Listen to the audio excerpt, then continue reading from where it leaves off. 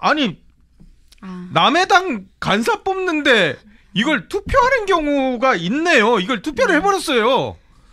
그래가지고 부결시켜버렸어요. 네. 이게 입법 독재 한 장면인 거죠.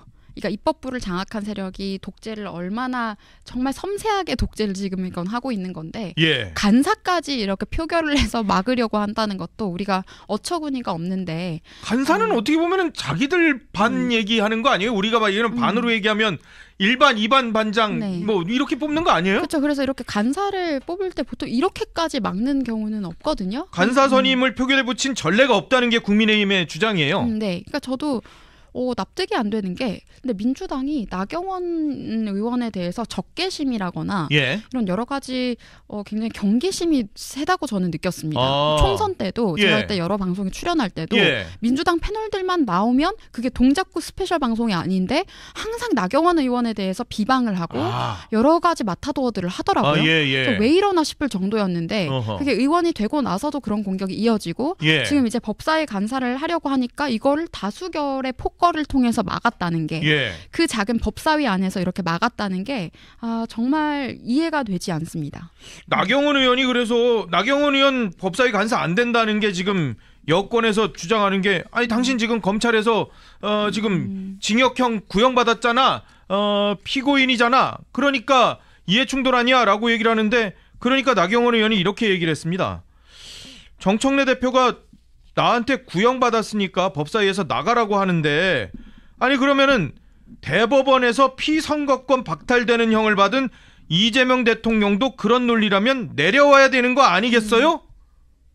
라고 얘기를 해요. 그렇죠. 유죄 취지 파기환송을 받았는데 그러면은 내려와야죠. 양심이 있었으면 대통령직 출마하면 안 됐습니다. 이재명은.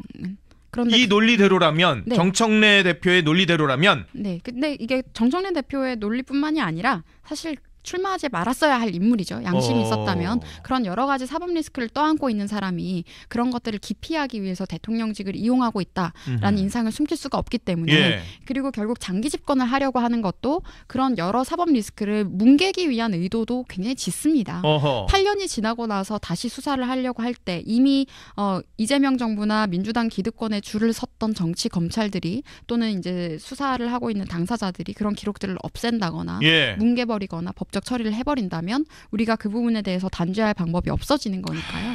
그래서 이게 입법 독재는 민주당의 입법 독재는 문재인 때부터 자행되어 왔다. 그게 그 시작을 우리가 알 수 있었던 것이 공수처 설치. 그리고 검수완박이라는 말도 안 되는 슬로건을 가지고 온 사건이었습니다. 그리고 나경원 의원이 지금 뭐 검찰로부터 징역형 구형을 받았다라고 하는데 그렇게 된 이유도 당시에 공수처 설치나 이런 문재인 정부의 악행에 대해서 저항하였던 그 장면에서 나왔던 희생이었거든요. 그래서 이 부분을 한 번 더 짚어드리고 2019년, 18년에 문재인 정부 때 일이었잖아요. 근데 이들은 잊지 않고 나경원 의원이 국회의원에 당선이 되고 법사위 간사가 되려고 하니까 발목 잡았습니다. 그러니까 아주 전략적이고 소름 끼칠 정도예요. 좌파 기득권들이 움직이는 방식이. 근데 그들이 입법 독재를 해왔는데 국민들이 독재라고 한다면 과거에 군부 독재에 대한 각인만 되어 있어서 입법 독재가 뭔지 잘 모르시거나 의식이 없으셨지만 입법 독재는 진작 자행되어 왔고 그 과정에서 희생되었던 사람이 당시 저는 윤석열 검찰총장이었다고 봅니다. 그랬기 때문에 그 사람이 대통령에 당선이 되었던 것이 마지막 희망으로 느꼈던 국민들이 많았던 거고 그런데 당선이 되고 나서도 입법 독재는 계속됐고 결국에는 그들이 탄핵을 이끌어낸 다음에 또 행정권까지 장악을 완전히 해버린 거죠. 그래서 행정권 장악했고 입법부도 장악했고 사법부에도 그들이 항상 정치검찰 하면서 우리 쪽을 공격을 하는데요. 진짜 정치검찰은 민주당에 있습니다.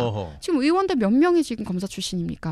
제가 굳이 이름을 말하지 이성윤 이런 사람들 다 검사 출신 아닙니까? 그 사람들이야말로 정치 검찰들이죠. 그러니까 이런 것들을 봤을 때 이들이 이미 입법 독재를 포함해서 사정권도 본인들이 사유화 지금 하기 위해서 검찰을 무력화시키는 거예요. 그래서 그들의 독재 플랜은 저는 80~90% 이미 다 진행이 된 상태고 마지막이 정말, 이제 법원인가 보죠? 네, 정말 어려운 상황이 지금 남았는데 그 10%의 가능성 속에서 자유를 지키고자 하는 국민들과 양심 있고 책임 있는 정치인들이 어떻게 싸우느냐가 정말 중요해집니다. 이게 우리가 일상을 살다 보면 매일이 평안하고 이런 게 느낌이 안 들잖아요.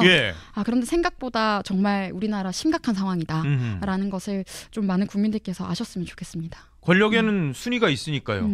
예, 선충 권력이 높대요. 예.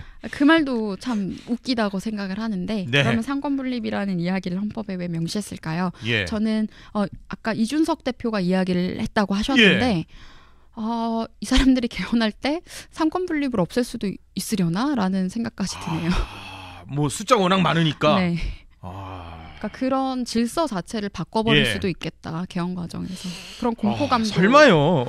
그런 공포감도 드네요. 이 설마 하는 짓을 하는 게 이재명 정부입니다. 이재명은 합니다가 그 자신감이 괜히 나온 말이 아닌 것 같습니다. 이재명은 합니다. 네, 아주 위태로운 상황이 된 것 같습니다. 그 슬로건을 생각해봐야 된다.